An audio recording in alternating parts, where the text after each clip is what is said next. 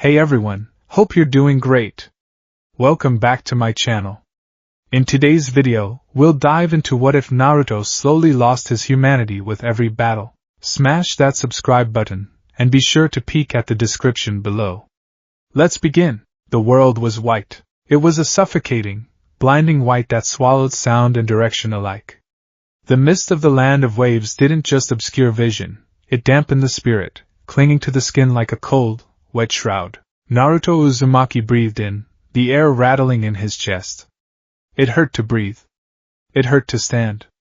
Every inch of his orange jumpsuit was tattered, the fabric heavy with moisture and his own blood. Thwack! Another Senbon needle buried itself into his shoulder. The pain was sharp, immediate, but then faded into a dull, throbbing ache that joined the constellation of misery mapping his body. Stand up, Sasuke. Uchiha's voice rasped from beside him. Naruto turned his head. Sasuke looked worse than he felt. The Uchiha prodigy, the boy who was supposed to be untouchable, was a pincushion. Blood ran freely from his arm, his cheek, his leg. He was trembling, his Sharingan spinning frantically as he tried to track the demon in the mirrors. I know, bastard, Naruto grunted, forcing his knees to straighten. They were trapped inside a dome of ice. Crystal ice mirrors. Akekei Genkai. Inside every mirror stood the masked boy Haku, a phantom that moved faster than light, faster than thought. You cannot win, Haku's voice echoed from everywhere and nowhere. It was a gentle voice, devoid of malice, which made the violence all the more terrifying. Please. Stay down. I have no desire to kill you, but I will if you persist. Naruto wiped a streak of blood from his chin. Usually, this was the part where he would shout. He would scream about his Nindo, about becoming Hokage, about how he wouldn't give up. But today, the words felt heavy. They felt stuck in his throat, blocked by the sheer exhaustion of the fight. They had been fighting for what felt like hours. Every time they moved, the needles came. Every time they tried to run, the mirrors blocked them. It was hopeless. For the first time in his life, the concept of hopelessness didn't make Naruto angry. It made him tired. A deep, bone-settling weariness that whispered to him, suggesting that maybe lying down in the cold puddle beneath his feet wouldn't be so bad. Naruto! Sasuke shouted. Naruto snapped his eyes open just in time to see the flash of silver. Sasuke shoved him, a violent push that sent Naruto sprawling across the wet concrete of the bridge. Schlick! Schlick! Schlick! The sound of metal piercing meat. It was a wet, sickening sound. Naruto looked up. Sasuke stood where Naruto had been a split second ago. He was frozen, his back arched, his arms splayed out. He looked like a grotesque scarecrow. Needles, dozens of them, protruded from his neck, his chest, his vital points. The world seemed to stop spinning. The mist halted its swirling. Sasuke coughed. A spray of crimson painted the ice mirrors in front of him. He swayed, his knees buckling, and he collapsed backward. Naruto scrambled forward, his hands splashing in the water, catching Sasuke before his head hit the concrete. Sasuke? Naruto's voice was small. It sounded like a child's voice, fragile and terrified. Sasuke, hey. Wake up. Sasuke's eyes were half open, glazed over. The tomo in his Sharingan were fading, the red bleeding back into black. He looked at Naruto, his lips moving, struggling to form words. You should have dodged.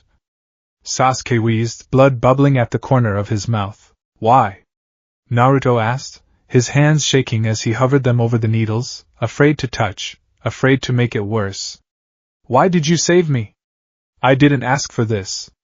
I didn't ask you to save me. Sasuke let out a breath that rattled deep in his lungs. I don't know, my body just moved. His eyes drifted shut. His head lolled to the side, heavy and limp against Naruto's chest. The hand that had been gripping Naruto's sleeve fell away, hitting the water with a finalizing splash. Sasuke? Silence. Sasuke, nothing. Just the sound of the wind howling under the bridge, and the distant clash of Kakashi fighting Zabuza. Naruto stared at the boy in his arms. His rival. His teammate. The only person who understood what it was like to be alone. Dead. In another life, perhaps, This moment would have shattered Naruto's heart. It would have filled him with a sorrow so profound it would manifest as hot, burning tears. He would have screamed Sasuke's name to the heavens, begging for him to come back. But that didn't happen. Instead, something inside Naruto snapped. It wasn't a loud snap. It was the sound of a heavy door in the basement of his mind creaking open, the hinges rusted and old. A sensation crawled up his spine. It wasn't sorrow. It wasn't grief. It was cold. It started in his stomach, a swirling vortex of icy fluid that felt thicker than blood. It spread through his veins, extinguishing the fatigue, extinguishing the pain, extinguishing the fear. "He's dead," a voice whispered. It wasn't the fox's voice. It was his own, but stripped of all the warmth, stripped of the goofy intonation. It was a clinical observation. The strong survive. The weak die. Sasuke was weak. Naruto lowered Sasuke's body to the ground. He didn't do it gently. He simply let go. He stood up. His head hung low, his bangs shadowing his eyes. The pain in his shoulder was gone. The exhaustion in his legs was gone. Replaced by a buzzing energy, a static charge that made the hair on his arms stand up. "Is this the first time you have seen a friend die?" Haku's voice drifted from the mirrors. There was pity in it. "This is the way of the shinobi." Naruto didn't answer. Inside him, the seal on his stomach burned. But it wasn't a warning burn. It was an invitation. "Do you want to destroy him?" the fox asked. Naruto didn't verbally answer. He didn't need to. The emotion that flooded his mind was answer enough. He didn't just want to destroy Haku. He wanted to erase him. He wanted to tear down the mirrors, the bridge, the mist, the water. He wanted to bite. "Yes," the fox purred. "Let me help." A heartbeat later, the chakra exploded. It didn't burst out in a golden flame. It oozed out of him like thick, red sludge. It bubbled up from his skin, visible to the naked eye, coating him in a shroud of malice. The air around Naruto grew heavy, dense with killing intent. The water beneath his feet began to boil, steam hissing as it rose to mix with the mist. Naruto raised his head. His eyes had changed. The cerulean blue was gone, swallowed by a blood-red tide. The pupil was a vertical slit, sharp and predatory. The whiskers on his cheeks thickened, turning jagged and wild. His teeth elongated, grinding against each other, sharpening into fangs. He looked at the reflection of Haku in the mirror directly in front of him. "I'm going to kill you," Naruto said. But the voice was wrong. It was layered, distorted. It sounded like gravel grinding against steel. And there was no anger in it. Anger implies passion. Anger implies that you care about what the other person did. This was hunger. Haku had seen many terrifying things in his life. He had seen starving mobs. He had seen Zabuza slaughter entire units of ninja. But as he looked down at the boy in the orange jumpsuit, Haku felt a primal shiver of fear race down his spine. The chakra pouring off the boy felt ancient. It felt like hate distilled into liquid form. It tasted like copper in the air. "What are you?" Haku whispered, shifting between the mirrors. Naruto didn't answer. He dropped into a crouch, not a ninja stance, but something lower, on all fours. Like a beast. Roar! The sound that erupted from Naruto's throat wasn't human. It was a shockwave. It shattered the surface of the puddles, sending water spraying outward. The ice mirrors rattled. Haku panicked. Instinctively, he unleashed a barrage of saman, aiming for the boy's neck, eyes, and heart. Thwack, thwack, thwack. The needles hit. But they didn't penetrate. The red chakra acted as a shield, a bubbling armor. The needles struck the red energy and hissed, dissolving instantly, melting away like icicles in a furnace. Naruto tilted his head, watching the needles dissolve. He let out a low, chittering laugh. Then he moved. He didn't use a jutsu. He didn't weave signs. He simply launched himself. The concrete beneath his feet cracked, spider-webbing outward from the force of his jump. He was a blur of red and orange. Haku tried to move to the next mirror, his speed usually superior to any genin. But as he phased out of the glass, a clawed hand snatched him out of the air. "He caught me?" Haku's mind reeled. Mid-transport? Naruto slammed Haku into the ground. The impact cratered the bridge, sending debris flying. Haku gasped, the wind knocked out of him. He looked up, his mask cracked, revealing one terrified brown eye. Naruto hovered over him, the red chakra forming the outline of ears and a tail. He stared down at Haku with that terrible, empty curiosity. "You're fast," Naruto growled, his face inches from Haku's. "But you smell like fear now." Haku tried to perform a one-handed seal, to summon ice spikes, anything. Naruto's hand clamped around Haku's wrist. Crack! With a sickening crunch, Naruto crushed the wrist. He didn't do it to disarm Haku. He did it because the sound was satisfying. Haku cried out, a high-pitched sound of agony. Naruto's eyes narrowed.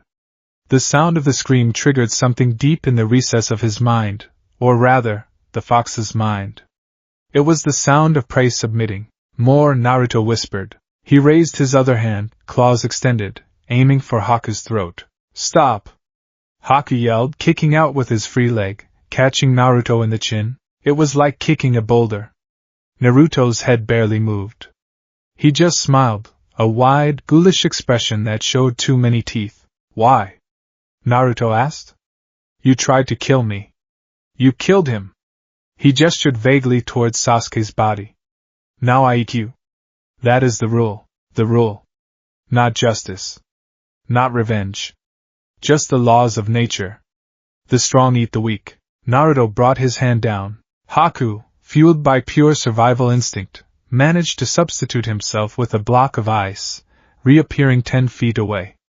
He was panting, clutching his broken wrist. The ice mirrors had shattered from the sheer pressure of Naruto's chakra. The dome was gone.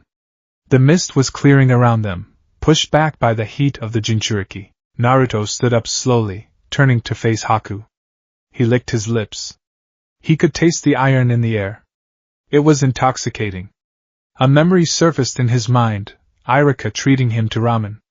The warmth of the broth. The memory flickered and died, replaced by the scent of Haku's blood. This was better than ramen. This was alive. "Zabuza," Haku whispered, realizing he couldn't win.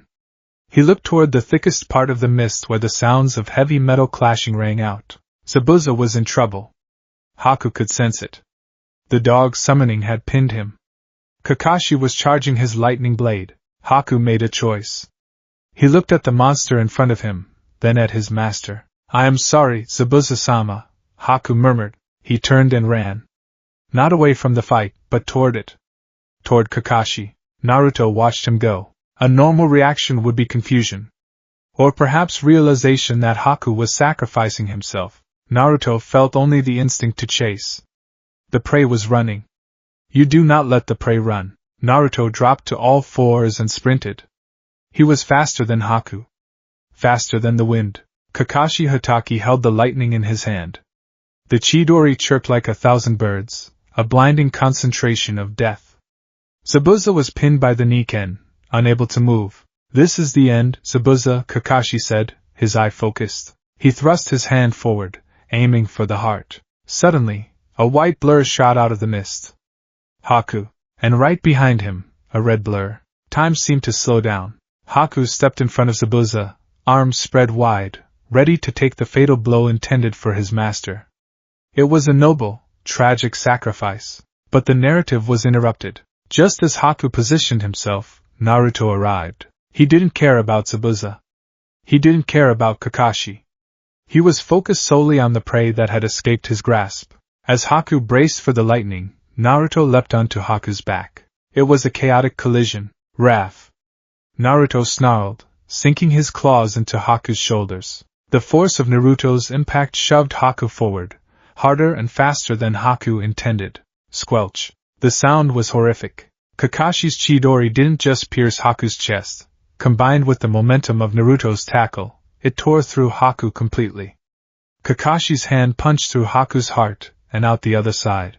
Right toward Naruto. Naruto, sensing the danger of the lightning, instinctively recoiled, pushing off Haku's dying body. He backflipped, landing in a crouch 10 feet away. Silence descended on the bridge. Kakashi stood frozen, his hand buried in the chest of the boy. Haku gripped Kakashi's arm, coughing blood onto the flak jacket. "Zabiu." "Zie." Haku gasped, his life fading rapidly. Zabuza stared, his eyes wide. "And Naruto?" Naruto crouched on the concrete, the red chakra steaming off his body. He tilted his head, watching the light leave Haku's eyes. He didn't feel horror at seeing the boy die. He didn't feel sadness for the sacrifice. He felt annoyed. He stole my kill, Naruto thought. He looked at Kakashi with a sudden, sharp spike of hostility. The silver-haired man had taken the prey. Naruto? Kakashi whispered, shock coloring his tone as he withdrew his hand, letting Haku's body slump to the ground. What, is that chakra? The mist began to lift fully now. The bridge was visible. Zabuza stood there, the dogs fading away. He looked down at Haku's corpse. Haku, Zabuza said. His voice was steady, but there was a crack in it. Naruto stood up. The red cloak began to bubble and recede, the seal pulling the power back now that the threat level had changed. The pain of the transformation hit him, the burning skin, the aching muscles, but Naruto ignored it. He felt numb to it. His blue eyes returned, but they were dull. Flat. Like the ocean on a cloudy day. He's dead, Naruto said. It was a statement of fact. Zabuza looked at the blonde brat. You monster. Monster? Naruto repeated the word, tasting it. He looked at his hands, stained with Haku's blood from the tackle. He lost. That's all. Kakashi looked at his student, a chill gripping his heart that had nothing to do with the ice mirrors. This wasn't the Naruto who painted the Hokage monument. This wasn't the boy who screamed about ramen. This was a soldier who had just watched a child die and felt nothing. Gato arrived then. The short, balding tycoon walked onto the bridge with dozens of hired thugs. He clapped slowly, sarcastically. Well done, well done! Gato sneered. You actually killed the demon brothers. Saves me the trouble of paying them. Zabuza didn't move. He was staring at Haku's face. Gato walked up to Haku's corpse. Look at this.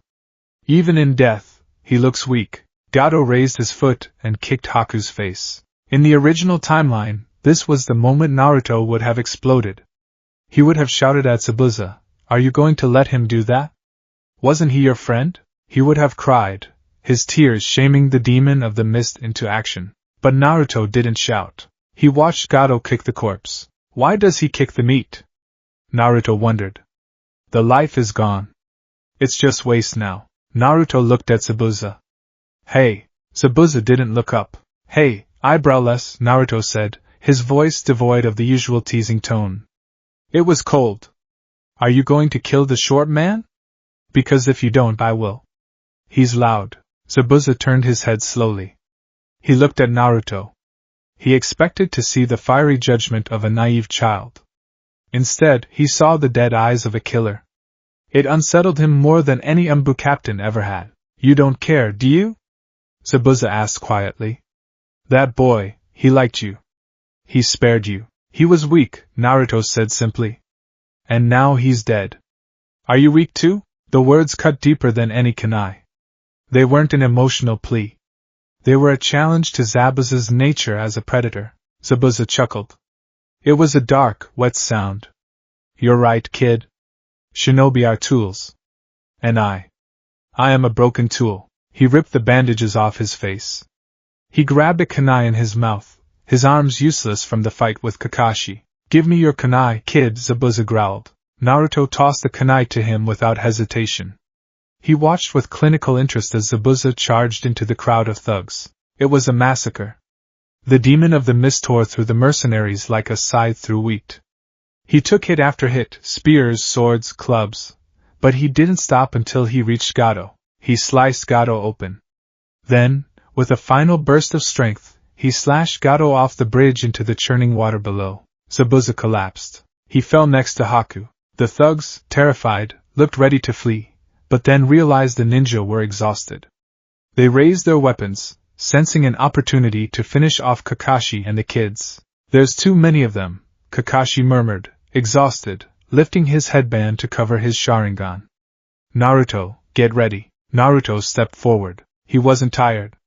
The red chakra was gone, but the stamina it left behind was immense.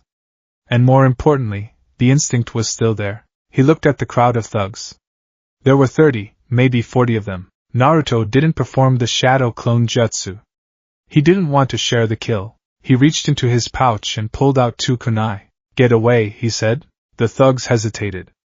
It's just one kid. Get him, they charged. Naruto moved. He didn't shout a battle cry. He slipped under the first swing of a club and drove his kunai into the man's femoral artery. He twisted, pulled out, and slashed the throat of the second man. Blood sprayed across his face. He didn't blink. He moved with a fluidity that was terrifyingly efficient. No wasted movement. No flashy acrobatics. Dodge. Stab. Slash. Kill. It was mechanical. Kakashi watched, horrified. He's not fighting like a ninja, Kakashi realized. He's fighting like an animal that knows exactly where the jugular is. Before Naruto could kill a fourth man, an arrow landed in the ground between them. Inari. The villagers had arrived. They came with spears, hoes, and courage, rallying behind the boy who had tried to be brave. Get out of our country! The villagers shouted. The thugs, seeing the fresh reinforcements and the demonic child covered in blood, dropped their weapons and fled. The battle was over. Snow began to fall. It was unseasonal, white flakes drifting down from the gray sky, melting on the blood-soaked bridge. Zabuza was dying. He lay next to Haku, his breathing shallow. Kid! Zabuza rasped. Naruto walked over. He stood over the dying man. Kakashi. Zabuza whispered. Can you put me next to him? Kakashi nodded silently. He lifted Zabuza and laid him beside Haku. Thank you, Zabuza whispered. I wish I could go where you are going. Haku. Zabuza died. The silence returned. Sakura, who had been guarding the bridge builder, ran over. She saw Sasuke lying on the ground nearby. Sasuke-kun! She screamed, falling to her knees beside him. She wept, her tears falling onto his face. Naruto watched her cry. He felt a strange disconnect. Why is she making that noise? He thought. It won't bring him back. Suddenly Sasuke gasped. Sakura shrieked, jumping back. He's alive! Sasuke-kun! Sasuke coughed, his eyes fluttering open. The needles had missed the vital arteries by millimeters.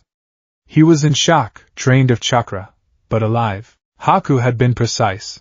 He had put Sasuke in a death-like state to incapacitate him, not to kill him. Naruto. Sasuke groaned. Naruto looked at Sasuke. He felt a twinge of disappointment. No, that wasn't right. He was glad Sasuke was alive. Wasn't he? They were teammates, but the thrill was gone. The cold clarity of the red chakra had faded, leaving behind a confused, murky gray. Kakashi walked over to Naruto. He placed a hand on the boy's head. You did well, Naruto, Kakashi said, though his voice was hesitant. We survived. Naruto looked up at Kakashi. The whiskers on his cheeks seemed darker, etched deeper into his skin. Did we? Naruto asked. Yes, Kakashi said. And look, the villagers. You gave them hope. You saved them. Naruto looked at the cheering villagers. He looked at Inari, who was crying tears of joy. He looked at Tazuna. They were smiling. They were celebrating. But Naruto couldn't feel their joy. It felt like watching a play from behind thick glass. He could see the emotions, but he couldn't touch them. He looked down at his hands. The blood, Haku's blood, the thug's blood, was drying, turning sticky and brown. He brought his hand to his face. He smelled it. Iron. It was the only thing that felt real. Naruto? Sakura called out, wiping her tears. Come here. Sasuke is okay. Naruto lowered his hand. He forced a smile onto his face. It felt plastic. It felt like a mask, similar to the one Haku had worn. Yeah! Naruto yelled, putting his hands behind his head. I knew he was too tough to die. Believe it! The catchphrase felt hollow in his mouth. A lie. As he walked toward his team, Naruto felt a flicker of movement in his stomach. The seal hummed. It was a low, satisfied purr. First taste, the fox whispered in the dark. Delicious, wasn't it? Naruto didn't tell the voice to shut up. He walked over to Sasuke, who was sitting up, groaning. You look terrible, teen, Naruto said. Sasuke smirked, though it was weak. You don't look much better, though. Naruto laughed. but his eyes didn't crinkle at the corners. They remained wide, watchful, scanning the bridge, scanning the villagers, scanning his teammates' necks. He was looking for the pulse. The snow continued to fall, burying the red stains on the bridge in pure, innocent white. But under the snow, the blood remained, and under the orange jacket, something in Naruto had frozen over, never to thaw again. The scratching. It was the first thing Naruto noticed. Not the intimidating glare of the proctor, Ibiki Marino, nor the suffocating tension that filled the examination hall. It was the scratching. Scritch. Scritch. Scritch. Graphite dragging across paper. It sounded like beetle legs scurrying inside his skull. Naruto sat in the middle row, his head lowered, his hands gripping the edge of the desk so tightly the wood splintered under his fingernails. There were dozens of genin in the room, and to Naruto, they were deafeningly loud. He could hear the heartbeat of the girl sitting in front of him, Hinata Hyuga. It was a frantic, fluttering bird in a cage. Thump thump thump thump. It was erratic. Weak. Calm down, Naruto thought, his upper lip twitching. Your fear smells sour. Since the land of waves, the world had become too much. It was as if someone had turned the volume knob of reality up to the maximum and snapped it off. Smells were pungent and aggressive. Sounds were physical blows. He looked down at the test paper. The questions were gibberish. Advanced cryptography. Trajectory calculation of shuriken in high wind variables. Normally, Naruto would panic. He would sweat, flail, and look for a way to cheat while screaming internally about the injustice of it all. But he didn't panic. He felt a cold, detached indifference. Information is useful, a voice whispered in the back of his mind. Not the fox, but the new part of himself that was growing like a tumor. But this is not information. This is a game. He didn't pick up his pencil. He simply sat there, breathing rhythmically, filtering the sensory overload. Question 10, Ibiki announced, his voice booming like thunder. You have a choice. Take it or leave. The psychological pressure washed over the room. Genin began to break. Hands went up. They forfeited. Naruto watched them leave. He watched the shame on their faces, the tears. Weaklings culling themselves from the herd, he thought. Good. Less noise. When it was Naruto's turn to speak, to give the rousing speech that would inspire the remaining candidates, he didn't slam his hand on the desk. He didn't stand up and shout about becoming Hokage. He slowly raised his head. His blue eyes were dim, the pupils slightly contracted. He looked directly at Ibiki. Are you going to ask the question? Naruto said. His voice was low, barely a murmur, but it carried through the silent room like a draft of freezing air. Or are you going to keep talking? I'm hungry. Ibiki narrowed his scarred eyes. He had seen many types of bravado in his years as head of torture and interrogation. He had seen fear masked as anger, insecurity masked as arrogance. But looking at the Uzumaki boy, Ibiki saw something else. Boredom. A predatory patience. You pass, Ibiki said unsettled. The room erupted in cheers. Sakura turned to hug Naruto, relief washing over her. We did it, Naruto. She squealed. Naruto flinched. As her arms came around him, his muscles coiled. For a split second, he registered the contact not as affection, but as a grapple. His hand twitched toward the kunai pouch on his leg. He stopped himself. Pack, he reminded himself. She is Pack. Do not bite. He forced his body to relax, though he didn't hug her back. Yeah, he muttered. We did. The forest of death lived up to its name. Even from the outside, standing before the massive chain-link fences, the forest exuded a scent of decay. Rotting vegetation, stagnant water, and old blood. To most of the genin, it was terrifying. To Naruto, it smelled like home. Anko Mitarashi, the proctor, was loud. She ate dango and laughed about how many of them would die. She smelled of sugar and adrenaline, a sickly sweet combination that made Naruto's nose wrinkle. Sign these forms, Anko chirped, waving the consent forms. If you die, it's not my fault. Team 7 huddled together to sign. Listen, Sasuke said, taking charge. His voice was tight. We need a password. If we get separated, we need to know it's really us and not an enemy using henge. Sasuke began to explain a long, convoluted poem about ninja tools and flowers. It was complex, designed to be impossible for Naruto to memorize. Got it, Naruto? Sasuke asked, a hint of condescension in his tone. Naruto was staring at the tree line. He was watching a centipede crawl up the bark of a massive oak. He was wondering what the centipede tasted like. Naruto! Sakura hissed, elbowing him. Naruto blinked, turning his gaze to them. Too long, he said flatly. That's the point, dope, Sasuke snapped. No, Naruto said. He stepped closer to Sasuke. He was slightly shorter, but his presence felt heavier. If we get separated, I will find you. I know your scent. I know your pulse. No illusion can copy the way your blood sounds. Sasuke stared at him. The way my blood sounds? Like a clock, Naruto said, his eyes drifting to Sasuke's neck. Tick. Tick. Tick. Sakura shivered. Naruto, stop trying to be creepy. Just memorize the password. Fine, Naruto said, turning away. But if you get lost, don't hide. It makes it harder to hunt you down. The gates opened. Team 7 shot into the forest. The transition was instant. The light dimmed, blocked by the massive canopy above. The temperature dropped. The sounds of Konoha, the distant bustle, the wind in the open fields, vanished, replaced by the chittering of insects and the rustle of unseen beasts. Naruto took the point position without asking. Usually Sasuke led. Sasuke was the strategist, the genius. But in this environment, geometry and textbook tactics meant less than instinct. Naruto moved on the balls of his feet. He didn't run like a ninja, arms trailing behind. He ran low, his center of gravity close to the earth, his hands hovering near the ground, ready to pivot on all fours if needed. Wait, Naruto whispered, skidding to a halt on a thick branch. What is it?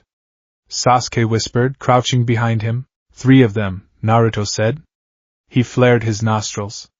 They smell like oil and rain. Hidden rain ninja. Where?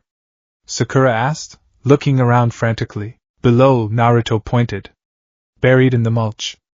Waiting. Sasuke activated his Sharingan. He scanned the ground. I don't see anything. They are breathing, Naruto said. Shallow. Slow. But they are there. Without waiting for a plan, Naruto dropped. Naruto, wait! Sasuke hissed. Naruto didn't listen. He plummeted from the branch, landing silently in the center of a clearing. He stood there, open, exposed. A perfect target. Come out, he thought. I know you want to. The ground exploded. 3 figures burst from the earth, umbrellas spinning, needles flying. It was an ambush designed to shred anyone standing in that circle. But Naruto was already moving. He didn't dodge away. He dodged in. He slipped under the guard of the first ninja. The Rain Genin wore a rebreather mask, his eyes wide with shock as the orange-clad boy appeared inside his personal space. Naruto didn't use a kunai. He slammed his forehead into the bridge of the ninja's nose. Crack. The sound of cartilage shattering was wet and loud. The ninja reeled back, blinding pain incapacitating him. Naruto grabbed the man's collar and spun, using the ninja's body as a shield against the needles coming from the second attacker. Thwack thwack thwack. The body jerked as the needles embedded themselves in the flak jacket and flesh. 1, Naruto counted. He shoved the bleeding, needle-riddled body at the second ninja. As the second ninja stumbled, trying to catch his comrade, Naruto was on him. Naruto swept the leg hard. The bones snapped. The ninja fell. Before he could scream, Naruto kicked him in the throat. The scream died into a gurgle. 2. The third ninja, the leader, stood 20 feet away. He was trembling. This wasn't a fight. This was an execution. What are you? The Rain Ninja stammered. Sasuke and Sakura landed behind Naruto. They had their weapons drawn, ready to back him up, but they lowered them slowly. There was nothing to do. Naruto looked at the third ninja. He tilted his head. The excitement of the violence was thrumming in his veins. The Kyuubi's chakra wasn't leaking out yet, but the intent was bleeding through. Run, Naruto whispered. The ninja turned and fled. Naruto, we need his scroll! Sasuke shouted. I know, Naruto said. He didn't chase immediately. He waited 3 seconds.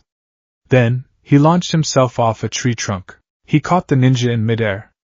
He didn't use a jutsu. He simply tackled him, driving him into the dirt. The struggle was brief. There was a sound of tearing fabric, a grunt of pain, and then silence. Naruto stood up, holding the earth scroll. His hand was red. Not from the scroll. He walked back to his team. He tossed the scroll to Sasuke. Earth, Naruto said. We need heaven. Sasuke caught the scroll. He looked at the red stain on it. He looked at the unconscious, or dead, he couldn't tell, bodies of the Rain Ninja. You! Sasuke started, then stopped. You didn't have to be that brutal. Naruto wiped his hand on his pants. They were trying to kill us, Sasuke. Efficiency saves energy. Sakura looked at Naruto. Naruto, you have blood on your face. Naruto reached up, touched his cheek, and looked at the smear on his finger. He didn't look disgusted. He looked contemplative. It washes off, he said. The second day brought the wind. It wasn't a natural wind. It was a gale that smelled of snakes and ozone. The trees creaked and groaned, bending under the pressure of a killer intent so massive it felt like the sky was falling. Team 7 was frozen. They stood on a thick branch, paralyzed. Sakura was shaking so hard her teeth chattered. Sasuke was gripping his arm, sweat pouring down his face, his eyes wide with terror. Death. Pure, unadulterated death was staring at them. A figure emerged from the shadows. A grass ninja. She, or he, wore a wide-brimmed hat and a long tongue that flicked out to taste the air. My, the grass ninja purred. Such fear. It spoils the meat. Sasuke couldn't move. His body refused to obey his commands. Run, his mind screamed. Run or die. But his legs were stone. Naruto stood slightly in front of them. He wasn't shaking. His heart was hammering, yes. But it wasn't the erratic flutter of fear. It was the heavy, rhythmic war drum of aggression. The fox inside him was awake. And it was laughing. A challenger, the fox growled. A true predator. Naruto's lips pulled back. His canines had lengthened again. The whiskers on his cheeks darkened, looking like war paint. You smell old, Naruto said. The grass ninja, Orochimaru in disguise, paused. He tilted his head, his yellow eyes narrowing with interest. Oh? And you smell delightful. Orochimaru reached into his throat and pulled out a scroll. The Heaven Scroll. You want this, don't you? Orochimaru taunted. He swallowed the scroll again. Come and take it. Sasuke! Sakura screamed. We have to run. Sasuke finally snapped out of it. Naruto! Don't engage. We're leaving. No, Naruto said. What? He's the Alpha, Naruto said, his voice dropping an octave. A faint wisp of red steam curled from his shoulders. If we run, he chases. If he chases, we die. We have to kill it. Naruto, you idiot! Sasuke yelled. But Naruto was already gone. He didn't use strategy. He didn't use clones. He surged forward, a bullet of raw instinct. Orochimaru smiled. Kukuku. Spirited. Orochimaru waved a hand. A gust of wind blasted Naruto backward. But Naruto twisted in the air, digging his claws, actual claws now, into the bark of a tree to stop his momentum. He used the trunk as a springboard and launched himself again. Whatever you throw at me, I will eat it, Naruto thought. He closed the distance. Orochimaru drew a kunai, intending to slash Naruto's throat. Naruto didn't dodge. He caught the blade. Schlick! The kunai went through Naruto's palm. Sasuke gasped. But Naruto didn't flinch. He didn't even blink. He used the impaled hand to grip Orochimaru's wrist, locking them together. Got you, Naruto snarled. With his free hand, Naruto swiped at Orochimaru's face. The blow was heavy, laden with chakra. Orochimaru's head snapped back.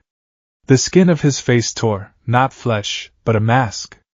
Underneath the grass ninja's face was the pale, serpentine skin of the Sannin. Interesting, Orochimaru hissed. You don't care about pain? Pain is just a signal, Naruto said. It tells me I'm alive. He headbutted Orochimaru. Orochimaru kicked Naruto in the stomach, sending him crashing through 3 tree branches. Naruto hit the forest floor with a thud that shook the ground. Naruto! Sakura cried.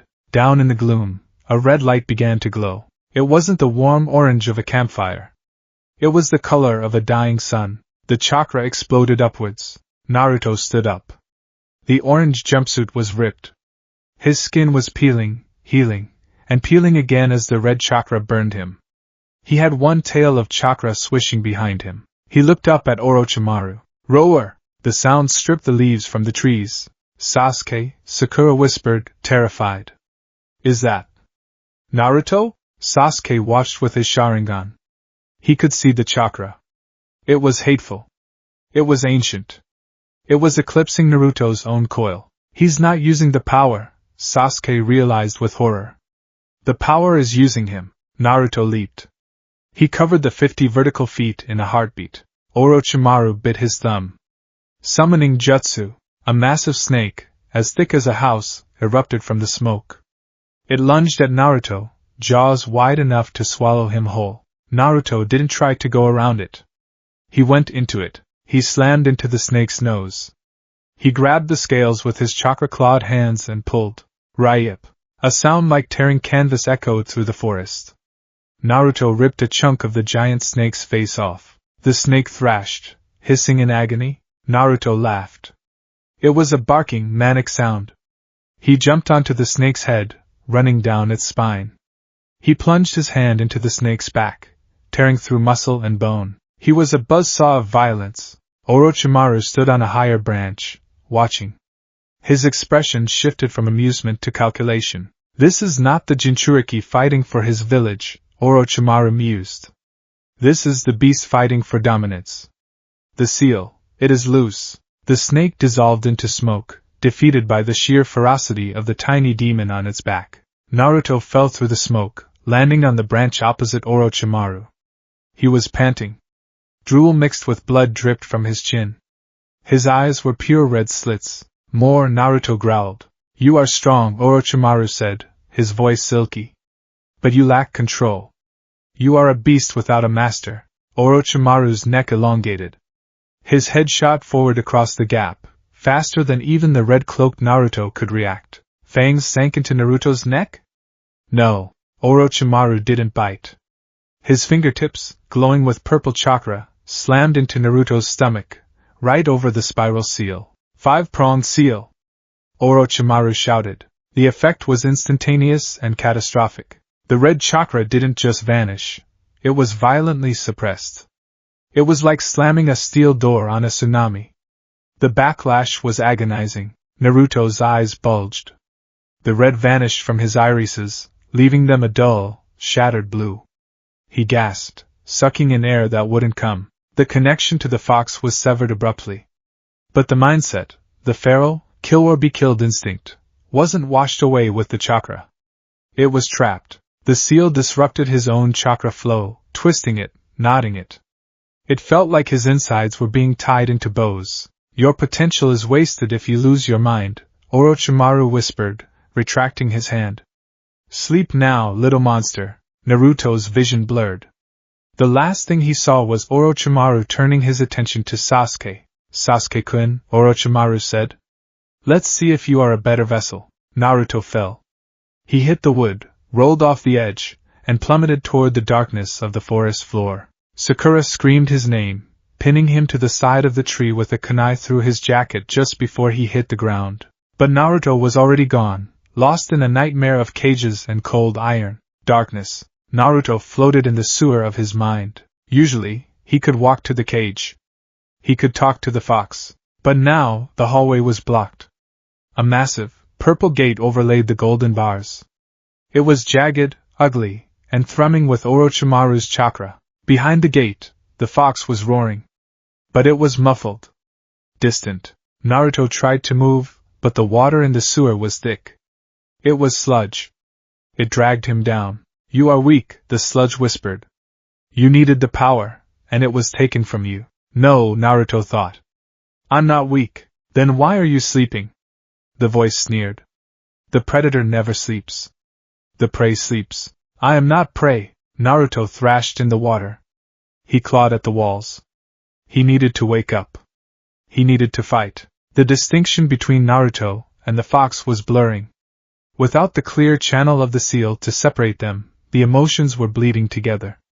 The fox's hatred was becoming Naruto's bitterness. The fox's hunger was becoming Naruto's emptiness. Wake up. Wake up and kill. Naruto? Naruto, please. The voice was soft. Annoying. Naruto opened his eyes. It was night. A fire was crackling nearby. The light hurt his eyes. He was lying on a bed of leaves under the root of a massive tree. His body felt heavy, leaden. His stomach burned where the new seal had been placed. He sat up. The movement was jerky. Naruto! Sakura gasped. She was sitting by the fire, looking exhausted. Her hair was cut short. Her face was bruised. She rushed over to him, tears welling in her eyes. Oh, thank goodness. I was so worried. You've been out for a day. She reached out to hug him. Threat. The word flashed in Naruto's mind like a warning light. Movement. Fast. Close proximity. Vulnerable position. Naruto didn't think. He didn't recognize Sakura. He recognized the incoming object. His hand shot out. He grabbed Sakura's wrist mid-air. Naruto? Sakura froze. The grip was crushing. With his other hand, Naruto drew a kunai from his pouch. In one fluid motion, he twisted Sakura's arm, pulled her down, and pinned her to the dirt. He straddled her chest, the kunai pressed against her jugular vein. Don't move, he hissed. His eyes were wide, the pupils dilated. He was baring his teeth. Sakura stared up at him, her eyes wide with absolute terror. She wasn't looking at her teammate. She was looking at a stranger, and Naruto. She whimpered, tears spilling down her cheeks. It's me. It's Sakura. Naruto stared at her. The smell, cherry blossoms and sweat. Sakura? The fog in his brain cleared slightly. The feral instinct receded, leaving behind a cold confusion. He looked at the kunai pressed against her skin. A tiny bead of blood formed where the tip broke the surface. He looked at her face. She was terrified of him. Slowly, Naruto pulled the kunai back. He released her wrist. He rolled off her, sitting in the dirt with his back to her. Sakura scrambled backward, clutching her chest, gasping for air. Naruto, what? Why did you? Naruto stared at the fire.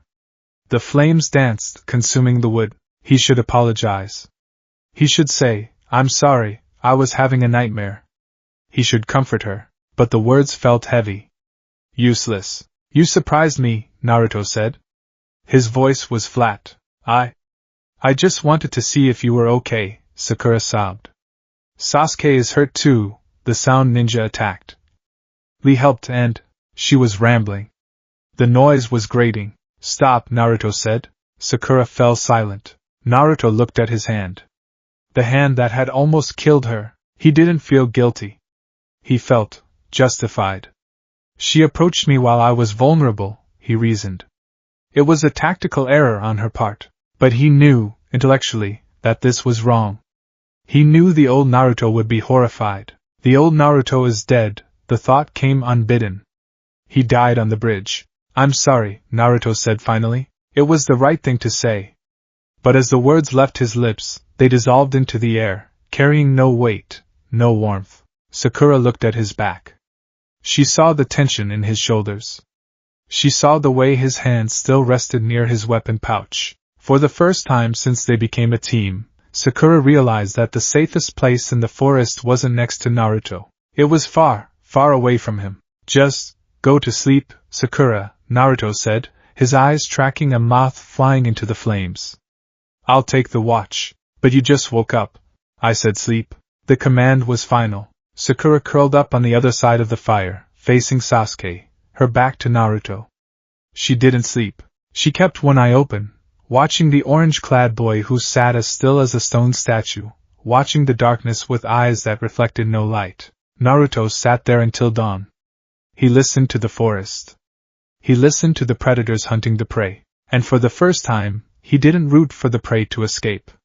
He rooted for the predator to catch it, because eventually, he thought, touching the burning seal on his stomach, everything gets eaten. The preliminary rounds were a blur of inefficiency. Naruto stood on the balcony, his hands gripping the cold metal railing.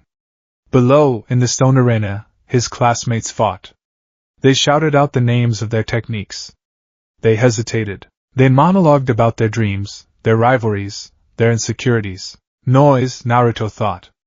Just noise. When his name had been called against Kiba Inuzuka, the crowd had expected a joke. Kiba had laughed, confident in his speed and his beast mimicry. The fight had lasted 40 seconds. Kiba had thrown a smoke bomb. Naruto, whose senses had been dialed up to a feral degree since the Land of Waves, didn't need to see. He smelled the dog. He smelled the sweat. He had walked through the smoke, ignored the Fang attack by simply hardening his stomach muscles with chakra to take the blow, and grabbed Kiba by the throat. There was no Uzumaki barrage. There was no transformation trick. Naruto had slammed Kiba's head into the floor tiles with enough force to crack the stone. The proctor, Hate, had stopped the match before Naruto could stomp on Kiba's ribcage.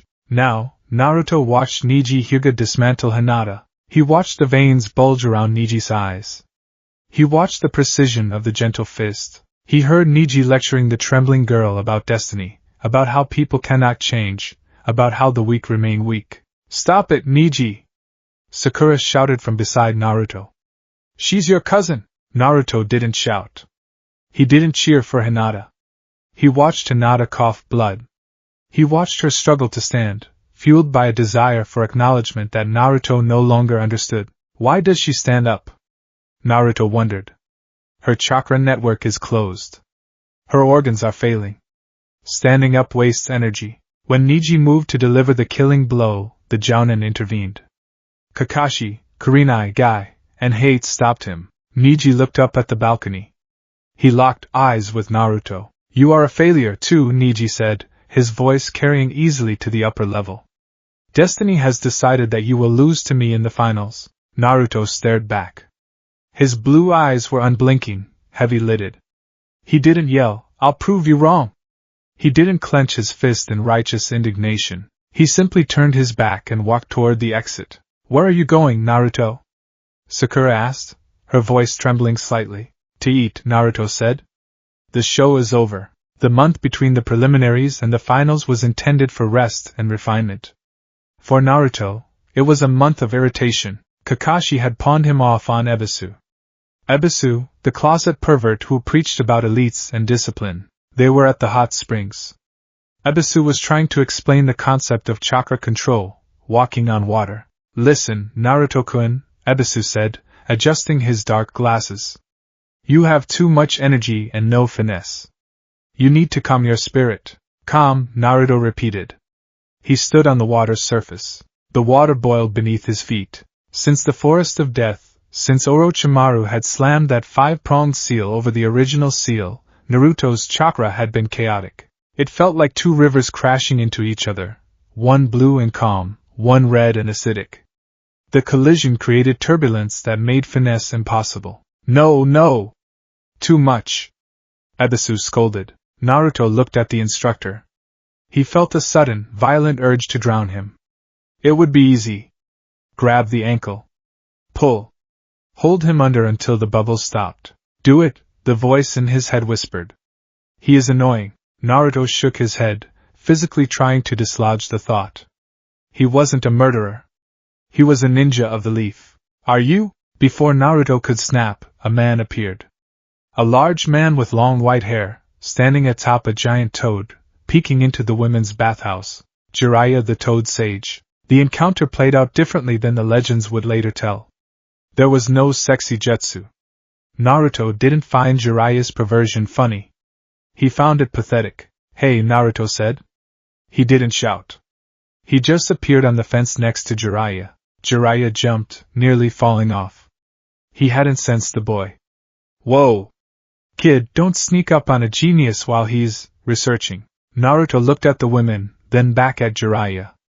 "You're strong." Jiraiya blinked. He looked at the boy. He saw the resemblance immediately. Minato's hair.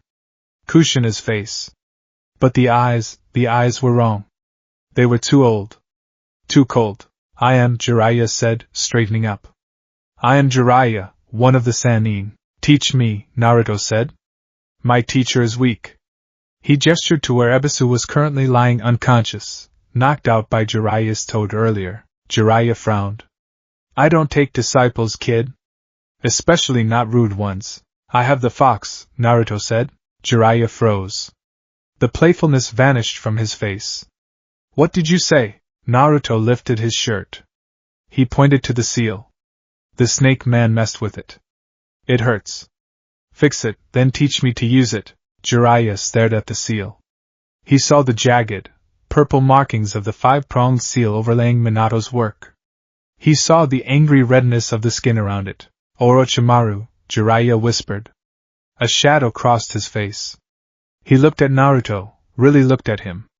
He saw the tension in the boy's shoulders, the way his fingernails were dug into his palms. All right, Jiraiya said quietly. Hold still. He gathered chakra into his fingertips. 5-pronged seal release. He slammed his hand into Naruto's stomach. Gasp. Naruto arched his back. The blockage was removed. The 2 rivers of chakra stopped crashing and began to flow. But it wasn't a relief. Usually, when pain stops, one feels light. But when the 5-pronged seal broke, the Kyuubi's chakra flooded into the vacuum. It rushed through Naruto's coils, not as a trickle, but as a deluge. Naruto fell to his knees, panting. He clutched the dirt. How does it feel? Jiraiya asked, concerned. Naruto looked up. His pupils were vertical slits. He smiled. Good, Naruto rasped. It feels full. Jiraiya felt a chill crawl down his spine.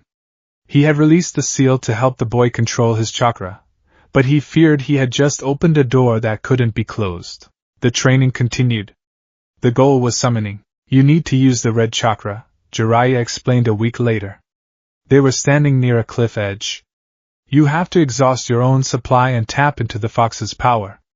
It requires a life or death situation. Life or death, Naruto muttered.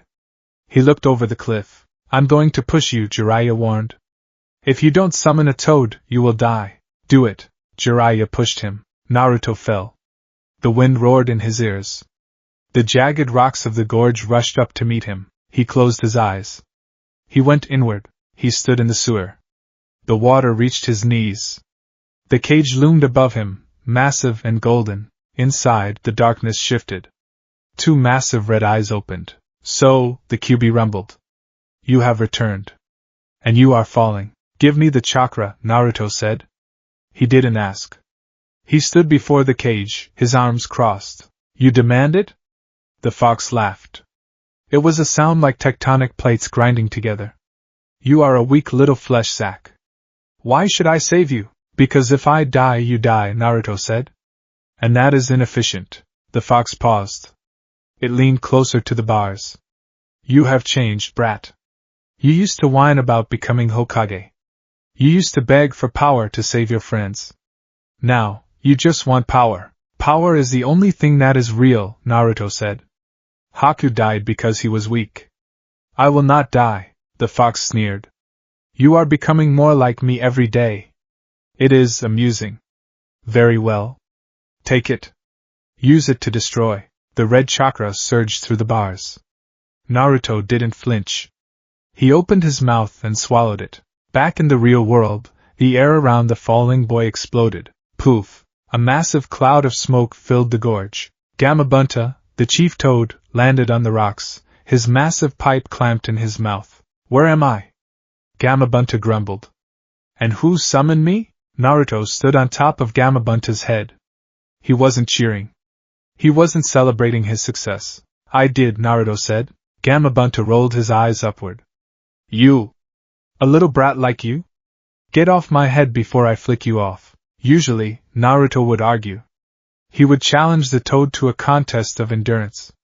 He would try to earn the toad's respect through tenacity. But Naruto was tired. And the red chakra was still coursing through him, hot and aggressive. Move, Naruto commanded. He stomped his foot on Gamabunta's head. Jump back up the cliff. Gamabunta froze. The toad boss didn't take orders. What did you say to me, kid? I said move, Naruto growled. He channeled the Kyuubi's chakra into his feet. It burned the toad's skin. I summoned you. You are the tool. I am the user. Do your job. Gamabunta felt the chakra. It wasn't just the fox's power, It was the boy's intent. It was pure, unfiltered dominance. It reminded him, unsettlingly, of the terrible aura of the Bijou themselves. You have a dark heart, Gaki, Gamabunta rumbled, but he jumped. When they landed at the top of the cliff, Jiraiya was waiting, a proud smile on his face. You did it! I knew you could. Naruto hopped off the toad. He didn't look at Jiraiya. He walked toward the forest. Hey! Where are you going? Jiraiya asked. I'm hungry, Naruto said. Training is over. Jiraiya watched him go. Then he looked at Gamabunta. He has potential, doesn't he? Jiraiya asked, trying to sound optimistic. Gamabunta puffed on his pipe. Jiraiya. That boy. He didn't ask for my help. He tried to enslave me. Watch him closely. The seal is holding the fox, but nothing is holding the boy. The day of the finals arrived. The stadium was packed. Lords, ladies, daimyos, and ninjas from every village filled the stands. The noise was a physical weight. Thousands of voices buzzing, cheering, betting on blood. Naruto stood in the center of the arena with the other finalists. He stood apart from them. Shikamaru looked nervous. Shino was stoic. Sasuke was missing. Naruto just stared at the ground. He was counting the ants crawling over a pebble. 1, 2, 3. Welcome to the final round of the Chunin exams. The proctor, Genma Shiranui, announced.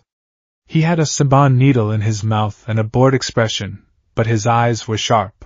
First match, Naruto Uzumaki vs. Neji Hyuga. Everyone else, clear the arena. The other genin left. Naruto and Neji remained. The crowd cheered. They wanted a show.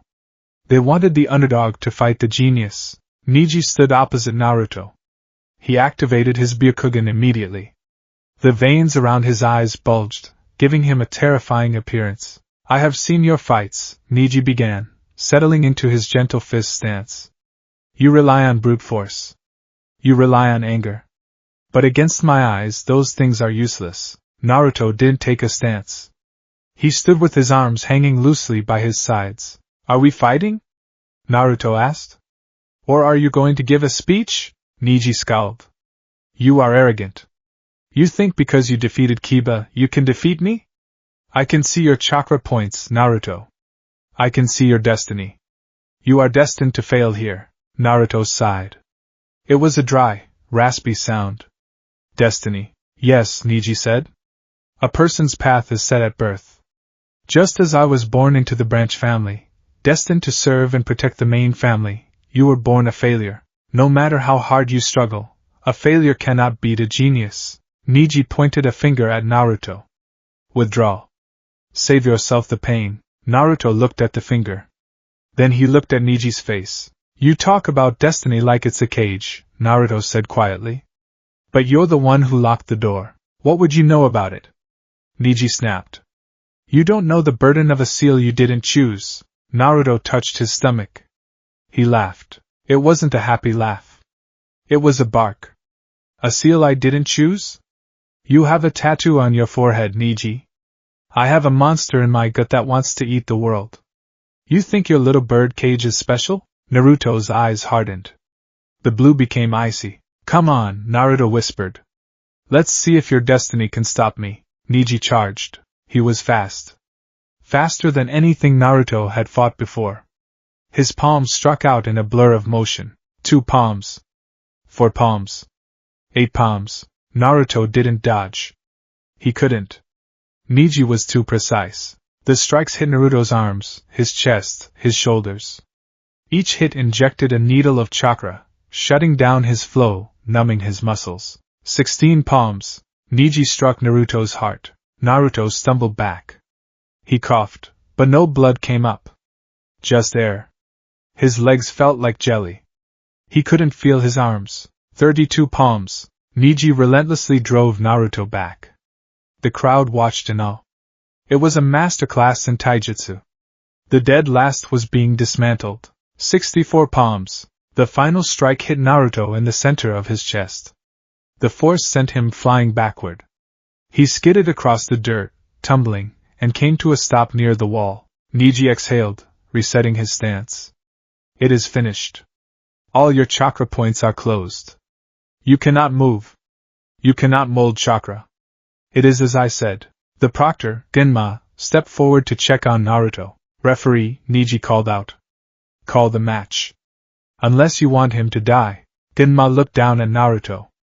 The boy was lying face down in the dirt. Winner. Genma began. Scritch. The sound of fingers digging into the dirt. Naruto's fingers curled. He pushed himself up. His movements were jerky, unnatural. His muscles were spasming, fighting the paralysis of the gentle fist. He stands? Niji's eyes widened. Impossible. I struck all 64 points. Naruto stood up. He swayed. He looked at Niji. There was no anger on his face. Just that same, dull curiosity. Is that it? Naruto asked. You. Niji gritted his teeth. Why do you stand? Why do you struggle against the inevitable? Naruto rolled his neck. Crack. Because Naruto said you hit like a girl. The insult was childish, but the delivery was dead serious. Niji's composure cracked. You ungrateful brat. Niji charged again. He aimed a palm strike directly at Naruto's heart, intending to finish it for good. Naruto didn't dodge. He just tensed. He forced his muscles to contract around his own chakra system. He forced the blockage open through sheer physical exertion. He caught Niji's wrist. Niji gasped. What? How? You block my chakra, Naruto said, gripping Niji's wrist tight enough to leave bruises. So I'll just use someone else's. Naruto closed his eyes. Wake up, he commanded the darkness. He didn't ask for help. He didn't plead. He simply opened the tap. The red chakra didn't swirl elegantly. It erupted. Boom. A shockwave of red energy blasted outward from Naruto. The ground beneath his feet shattered. Niji was blown backward, skidding to a halt 10 meters away. The crowd went silent. The air in the arena grew heavy, smelling of sulfur and iron. Naruto stood in a pillar of red steam. His hair stood on end. His whiskers were thick black marks. His eyes were blood red, the pupils vertical slits. His fingernails had lengthened into claws. Up in the stands, Kakashi gripped the railing. The seal, it's loosening. In the Kage booth, the third Hokage frowned, his pipe forgotten in his hand. That chakra, it is too malevolent. Niji stared at the monster in front of him. His Byakugan saw the chakra. It wasn't just power. It was hatred. Cold, liquid hatred. What are you? Niji whispered. Naruto tilted his head. He looked at his hands, wreathed in the red cloak. I am the one who breaks the cage, Naruto said. His voice was layered, the fox's growl underneath his own. He moved. He was a blur. Niji barely had time to react. He spun. Rotation. A dome of spinning blue chakra appeared around Niji. It was the ultimate defense, a sphere that repelled all attacks. Naruto arrived at the dome. A normal ninja would back off. A normal ninja would look for a weak point. Naruto raised his hand. Break, he snarled. He slammed his clawed hand into the spinning rotation. Screech. The sound was like metal on a grinder. Sparks flew. The red chakra ground against the blue. Niji gritted his teeth, pouring every ounce of his energy into the rotation. You cannot break this. It is the ultimate defense. Everything breaks. Naruto shouted. He didn't pull back. He pushed harder. The skin on his hand burned away, instantly regenerating due to the fox's power. He ignored the pain. He ignored the friction. He dug his fingers into the spinning chakra, and he stopped it. With a final, ear-splitting tear, the rotation shattered like glass. Niji stood exposed, his eyes wide with horror. He had never felt fear like this. It wasn't the fear of losing. It was the fear of being eaten. Naruto didn't hesitate. He punched Niji in the face. There was no technique. No martial art. Just a raw, brutal haymaker backed by the power of a demon. Niji flew. He bounced off the ground once, twice, and crashed into the arena wall. He slumped down, blood pouring from his nose and mouth. The crowd was dead silent. Naruto stood in the center of the crater where the rotation had been. The red chakra was steaming off him. He walked toward Niji. Stop! Genma shouted, stepping forward. The matches. Naruto didn't stop. He walked past Genma. He walked up to the slumped form of the Hyuga prodigy. Niji looked up, one eye swollen shut. He tried to move, but his body was broken. Do it, Niji wheezed. Prove me right. The strong kill the weak. That is destiny. Naruto stood over him. He raised a clawed hand. He looked at Niji's throat. It was exposed. The pulse was fluttering there. Tick. Tick. Tick. It would be so easy. Just one swipe. Silence the bird that wouldn't stop chirping about cages. The fox roared in his head. Kill him. Feast. Naruto's hand trembled. Up in the stands, Hinata fainted. Sakura screamed Naruto's name. Naruto paused. He looked at the proctor, who had a kunai at Naruto's neck. He looked at the crowd, who looked terrified. He looked back at Niji. You're wrong, Naruto said. His voice was quiet, the demonic distortion fading slightly. Niji blinked. What? You think you lost because of destiny, Naruto said. He leaned down, his face inches from Niji's. You didn't lose to destiny. You lost to me. Naruto lowered his hand. And you're not worth killing. The red chakra abruptly dissipated. Naruto stood there, panting, his blue eyes returning, though they remained dull and lifeless. Winner, Naruto Uzumaki. Genma announced, though his voice lacked enthusiasm. There was no applause at first. Then, a few scattered claps. Then, a polite, uneasy ripple of applause. They weren't cheering for a victory. They were clapping because the monster hadn't killed the boy. Medics rushed in to take Niji away. Niji stared at the sky as he was lifted onto the stretcher. His worldview was shattered, but not in the way he expected. He hadn't been saved by a bright light.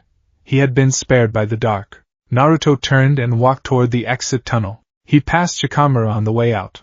That was troublesome, Shikamaru said, eyeing Naruto warily. You okay, Naruto? Naruto didn't stop.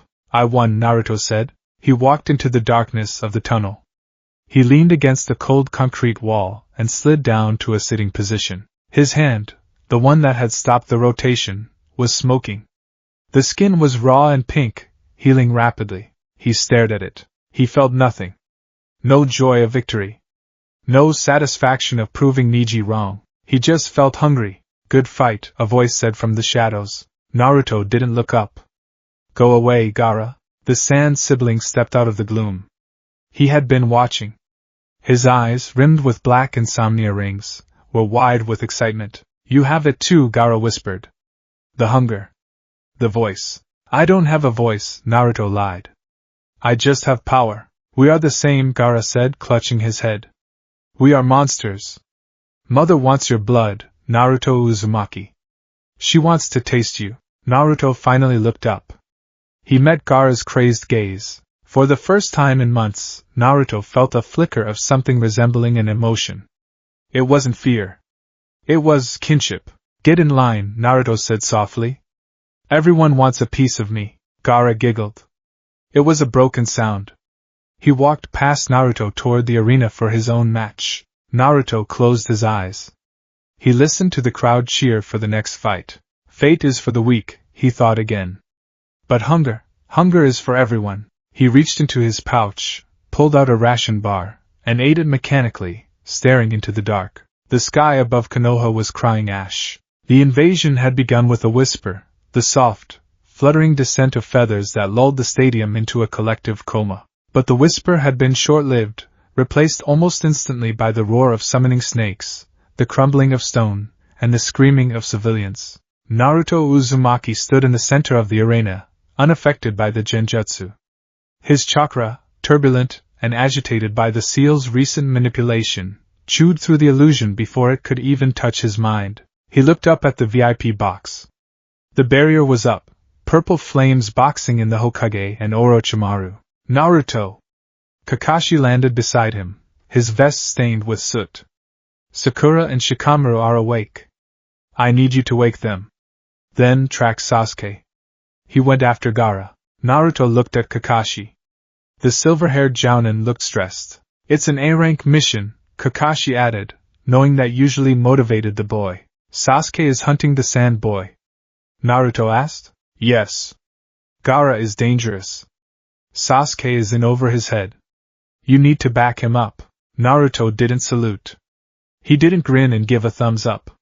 He simply turned his head toward the forest, his nose twitching. He could smell it. Beneath the smoke of the burning village and the metallic tang of fresh blood, there was a scent trail. It smelled like dry earth, ozone, and something rotten. It was the scent of the One-Tails. I'll find him, Naruto said. Good. Take Sakura and Shikamaru. You'll need a team. Naruto didn't argue, though the thought of dragging the others along felt like attaching weights to his ankles. He walked over to Sakura, tapped her forehead hard enough to leave a red mark, and surged chakra into her system to break the trance. He did the same for Shikamaru. Ow! Naruto, what the hell? Shikamaru groaned, rubbing his head. War, Naruto said simply. Get up. The word hung in the air, heavier than the smoke.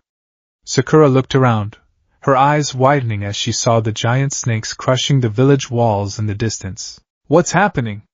She shrieked. No questions, Naruto said, already turning toward the hole in the stadium wall where Sasuke had vanished. We hunt. He launched himself forward.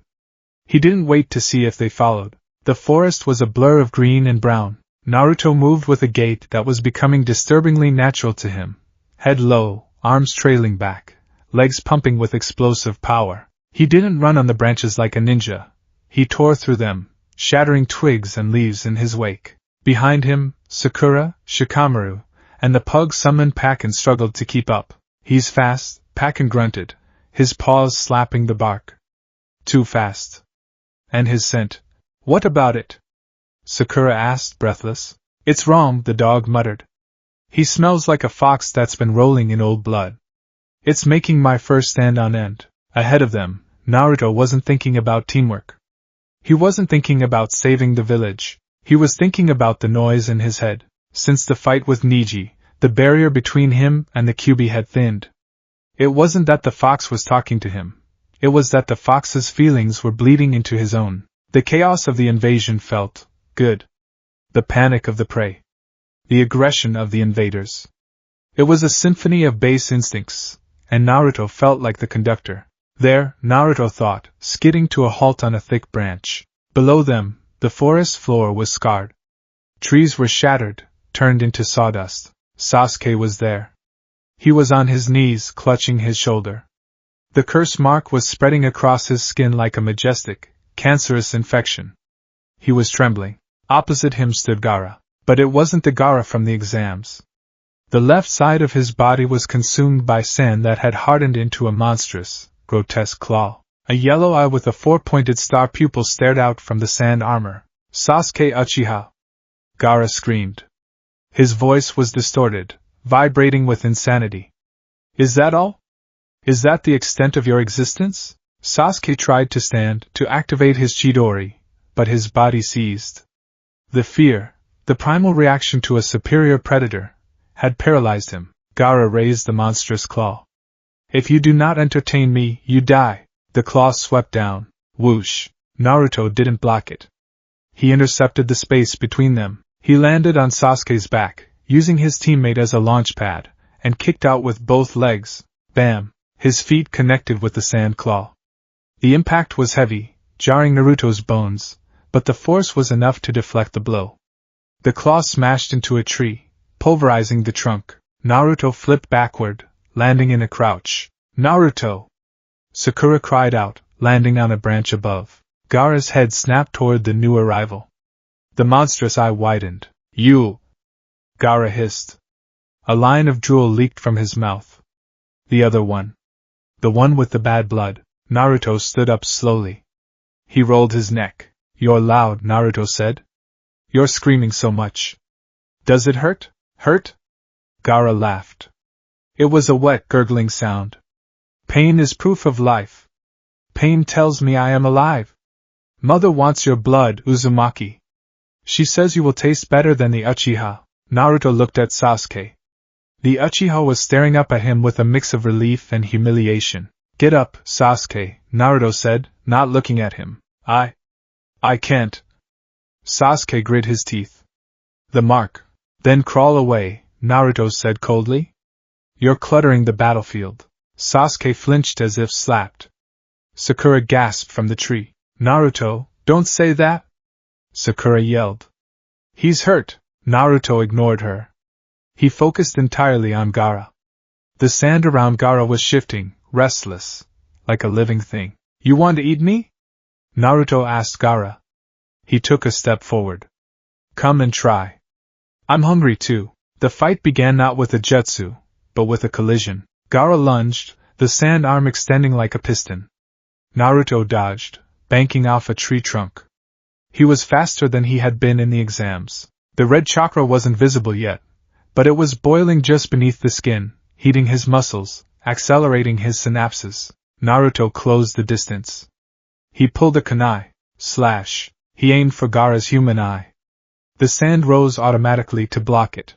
Clang. Sparks flew as the kunai hit the absolute defense. Useless! Gaara shrieked.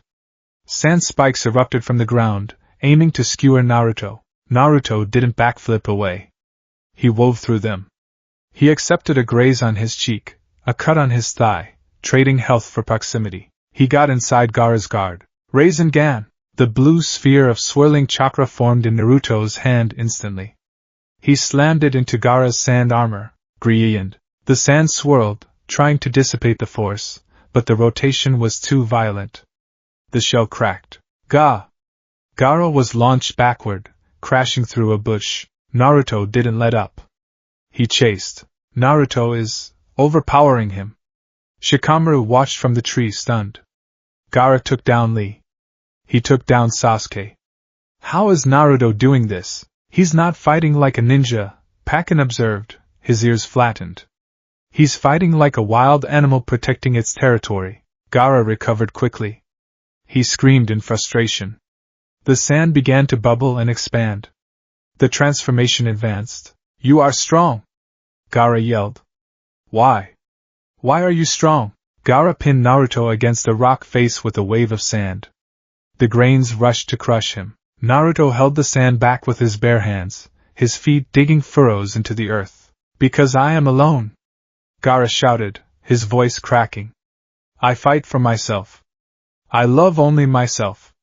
If I kill you, I prove that my existence is valid. That is what it means to be strong. The sand pressed harder. Naruto's bones creaked. Naruto looked through the crushing wall of sand. He saw Gaara's face, twisted, manic, terrified. Alone? Naruto grunted. The red chakra flared. It leaked from his shoulders, dissolving the sand touching him. I'm not alone, Naruto whispered. Gaara paused. What? You have friends? That makes you weak. No, Naruto said. His eyes turned red. The slit pupils dilated. I'm not alone because there is a monster in my gut that never shuts up. I'm not lonely, Gaara. I'm crowded. Roar! Naruto shoved the sand wall away with an explosion of chakra. And you? Naruto pointed a clawed finger at Gaara. You are weak. You scream about loving yourself, but you look like a scared little kid crying for his mommy. The insult hit Gaara harder than the Rasengan. Shut up! Gaara screamed. Shut up! The sand exploded outward. The transformation completed. The forest shook as the massive form of the One-Tails, Shikaku, began to take shape. It wasn't the full size yet, but it was big enough to crush trees like toothpicks. Gaara's upper body emerged from the top of the Tanuki beast's head. I will bury you! Sand burial! A tsunami of sand rose up, blotting out the sun. Sakura screamed. Naruto, run! Naruto stood his ground. He bit his thumb. I need big, Naruto muttered. Don't disappoint me, Toad. He slammed his hand onto the ground. Summoning jutsu. A massive cloud of white smoke erupted, temporarily holding back the wave of sand. When the smoke cleared, Gamabunta stood there, the giant reddish toad filling the clearing. He wore his happy coat and held his massive dosu blade. What is this? Gamabunta rumbled, looking around. He saw the sand tsunami. He saw the One-Tails. A tailed beast? You summoned me to fight a tailed beast, you suicidal brat? Naruto stood on Gamabunta's head. The red cloak was flickering around him. Fight it, Naruto commanded. Don't order me around. Gamabunta snapped. I am not your pet. That is Shikaku. It's madness. Naruto stomped on Gamabunta's head. Hard. He didn't use the respect your elders speech. He didn't offer a drink of sake. He channeled the Kyuubi's chakra directly into the soles of his feet. It was hot, acidic, and delicious. It burned the toad's skin. Do it, Naruto growled, his voice vibrating with the fox's timbre. Or I will burn you until you wish you were back in the summons realm. Gamabunta froze. He felt the killing intent. It wasn't just bravado. This boy, this thing on his head, would actually hurt him. You! Gamabunta narrowed his eyes. You are a tyrant. I am the one holding the leash, Naruto said. Kill the tanuki. Gamabunta drew his blade. He didn't do it out of loyalty. He did it because the monster on his head was scarier than the monster in front of him. Hold on! Gamabunta shouted. The toad leaped. The battle of the kaiju leveled the forest. Gamabunta and Shikaku clashed with earth-shattering force. Wind bullets shredded the trees. Water bullets turned the ground to mud. Sakura and Pakin had dragged Sasuke to a safer distance, watching in awe and horror. That's Naruto? Sasuke whispered, watching the giant toad battle the demon. He felt a sick knot in his stomach. He had trained so hard. He was the Uchiha elite. And yet Naruto was there, commanding a boss summon, fighting a monster that had terrified Sasuke into paralysis. How? Sasuke thought, his nails digging into his palms. How did he get so far ahead? On top of the toad, the wind whipped at Naruto's face. Gaara, protruding from Shikaku's forehead, was chanting. He was preparing to go to sleep, to let the spirit of the sand fully take over. He's doing the playing possum jutsu. Gamabunta yelled. If he sleeps, the beast wakes up fully. We're dead. Then wake him up, Naruto said. I can't get close. The sand shield is too thick. We need claws and fangs to break through. Claws and fangs. Naruto muttered. He looked at his hands. Hey, fox, Naruto thought. You hate the raccoon, right? I loathe him, the Kyuubi's voice echoed in his skull. He is annoying. He has one tail. I have 9. He is beneath us. Then give me the skin. With pleasure. Gamabunta! Naruto shouted. Transformation. Combine with me. Into what? Something that eats raccoons. Naruto flooded the transformation seal with red chakra. Poof! Gamabunta transformed. But he didn't turn into a giant shuriken or a dragon. He took the form of a giant, red fox. It wasn't the perfect Kurama. It was a slightly jagged, smoke-edged version, but the likeness was close enough. The giant fox roared. Shikaku paused. Even in his manic state, the One-Tails recognized the silhouette of the Nine-Tails. Kurama! Shikaku shrieked. Naruto didn't waste time on banter. The giant fox lunged. It sank its claws into Shikaku's sand shoulder. Jaws clamped down on the sand arm. It was a brawl. Get me closer! Naruto yelled. The fox toad leaped forward, ignoring the wind bullets that tore at its fur. It tackled Shikaku to the ground. Naruto released his hold on the toad's head. He launched himself into the air. He was a missile. Gaara, eyes rolling back into his head, was halfway asleep. Mother! I'm coming. Wake up! Naruto snarled. He didn't wind up for a punch. He didn't have a Rasengan ready. He led with his head. Crack! Naruto's forehead collided with Gaara's. It was the Konoha headbutt of legend, but stripped of its comedic value. It was bone on bone. It shattered Gaara's concentration. It shattered the sleep trance. Gaara's eyes snapped open. Ga! The connection to Shikaku faltered. The giant sand body began to crumble. But Naruto wasn't done. The impact had stunned him too, blood trickling down his forehead, but he ignored it. He grabbed Gaara by the collar of his sand armor. They fell. As the giant monsters dissolved into sand and smoke around them, the two Jinchuriki plummeted toward the forest canopy. They crashed through branches, hitting the ground hard. Silence returned to the forest. It was a heavy, painful silence. Naruto lay on his back, staring at the gray sky. His body ached. The red chakra had receded, leaving his muscles torn and his coils burning. A few feet away, Gaara lay in a heap. The sand armor had fallen away. He was just a boy now. A bruised, broken boy. Why? Gaara whispered. Tears leaked from his eyes, mixing with the dust on his face. Why? Naruto sat up. He winced, clutching his ribs. He looked at Gaara. In another life, Naruto would have crawled over. He would have said, I know how you feel. I was alone too. But I found friends. You can too. Naruto looked at Gaara, and he did see himself. But he didn't see a version of himself he wanted to save. He saw the weakness he had killed in the land of waves. He stood up. He walked over to Gaara. Gaara flinched, expecting a killing blow. It's not gone, the loneliness. Stop crying, Naruto said. Gaara froze. He looked up at Naruto with wide, wet eyes. Naruto looked down at him. His blue eyes were cold, like chips of ice. You lost because you are weak, Naruto said. And you are weak because you still want them to love you. Gaara's breath itched. What? You kill people to get their attention, Naruto said, his voice flat. You scream about your existence so someone will look at you. You're just a brat throwing a tantrum. Naruto leaned down. Real monsters don't care if they are loved, Naruto whispered. Real monsters don't need to prove they exist. They just eat. Gaara stared at him, horror dawning on his face. He had thought Naruto was a savior, a light to counter his darkness. But Naruto wasn't the light. Naruto was a different kind of dark, a quiet, efficient void. You. Gaara stammered. Go home, Naruto said, straightening up. Take your sand and go back to the desert. If I see you in my territory again, I won't just wake you up. I'll put you down. Movement in the trees. Temari and Kankuro landed. They were battered, exhausted, but they had come for their brother. They saw Naruto standing over Gaara.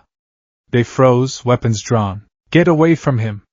Kankuro shouted, though his hands were shaking. Naruto turned his head. He looked at the two siblings. He had enough chakra left to kill them? Maybe. The fox was offering more, but the invasion was broken. The scent of the battle was changing. The leaf was winning. Take him, Naruto said. He turned his back on them. He's useless now. Kankuro and Temari didn't ask questions. They grabbed Gaara, who was staring blankly at Naruto's back, and fled into the trees. Naruto stood alone in the clearing. He touched the seal on his stomach. It felt hot. Naruto! Sakura landed in the clearing. Sasuke limped in behind her, supported by Pakin. Naruto! Sakura ran to him. She stopped 3 feet away, remembering the look in his eyes from the forest. Are you okay? Where is Gaara? Gone, Naruto said. You beat him? Sasuke asked. His voice was hollow. Yes. How? Sasuke demanded. He was a monster. Naruto looked at Sasuke. He saw the jealousy. He saw the fear. I'm a better monster, Naruto said. He began to walk back toward the village. Wait! Sakura called out. We need to check for injuries. We need to. The village is burning, Naruto said, not stopping. The mission isn't over. As he walked away, Sasuke stared at his back. He clenched his fist until his knuckles turned white. He's leaving me behind, Sasuke thought. The realization was bitter acid in his throat. The dead last is leaving me behind. The funeral for the third Hokage was held 2 days later. It was raining. Of course it was raining. The entire village was dressed in black. People were crying. Konohamaru was sobbing into his scarf. Iruka looked devastated. Naruto stood in the back row. He wore black, because he had to. He held a white flower, because he was given one. He watched the people cry. He listened to the speeches about the will of fire, about sacrifice, about love. Love, Naruto thought. Sarutobi loved the village. And Orochimaru killed him. He looked at the picture of the old man on the altar. The third had been kind to him, in his own way. He had given him money. He had smiled. Naruto felt a twinge in his chest. A faint echo of sadness. But then he remembered the nights in the apartment. The expired milk. The glares of the villagers. The secrets kept from him. He was weak, too, the voice in his head whispered. He let the snake live. He let the villagers hate you. He was soft. Naruto dropped the flower onto the wet stone. Naruto? Iruka appeared beside him. Are you holding up okay? Naruto looked at his sensei. Irika's eyes were red and puffy. I'm fine, sensei, Naruto said. It's okay to cry, Irika said gently, putting a hand on Naruto's shoulder. He was like a grandfather to you. Naruto looked at the hand on his shoulder. It felt heavy. I'm not crying, Naruto said. Why? Naruto looked at the memorial stone. Because tears are water, Naruto said, turning to leave. And I'm made of iron now. He walked away from the funeral, leaving Irika standing in the rain, a look of profound worry etching his face. As Naruto walked through the empty streets, he saw his reflection in a puddle. The blue eyes stared back. But in the reflection, for just a second, they flashed red. He wasn't the boy who wanted to be Hokage to be acknowledged anymore. He didn't care about their acknowledgement. He wanted to be Hokage so that no one could ever look down on him again. He wanted to be the apex. And as the rain washed over Konoha, washing away the ashes of the invasion, it failed to wash away the darkness that had taken root in the heart of its hero.